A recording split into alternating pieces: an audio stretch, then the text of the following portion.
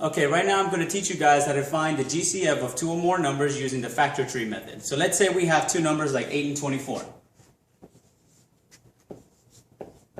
We first start off by doing the prime factorization of each of the numbers. Let's start with the 8.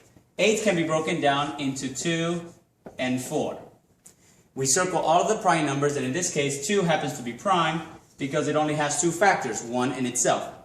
We can continue to break down the 4 into 2 and 2 because 2 times 2 gives me 4.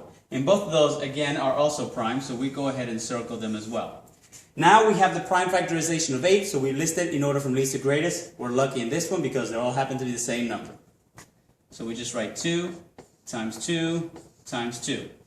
2 times 2 is 4, 4 times 2 is 8. That's how we know I did it correctly. Now we go on to the 24, and that can be broken down several ways, but one way is 3 times 8. And 3 happens to be a prime number, so we're going to go ahead and circle that one. We continue to break down the 8 into 2 and 4, and 2 happens to be a prime number, and 4 can be broken down into 2 and 2, and both of those also happen to be prime numbers. So now we list the prime factorization of 24 in order from least to greatest, right under the prime factorization of 8. So we start with the 2, and you can cross them off to keep your place, that way you don't repeat things. Times 2, times 2, times 3.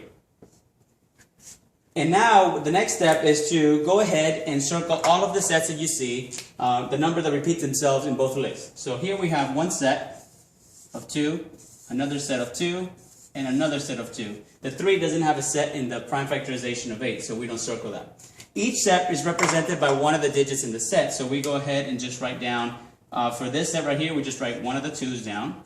For this set, another 2, and for that third set, another 2. And this is how we get our GCF. We multiply these. 2 times 2 is 4, 4 times 2 is 8, and that is our GCF, or greatest common factor. You just learned how to find the greatest common factor using the factor tree method. Thank you.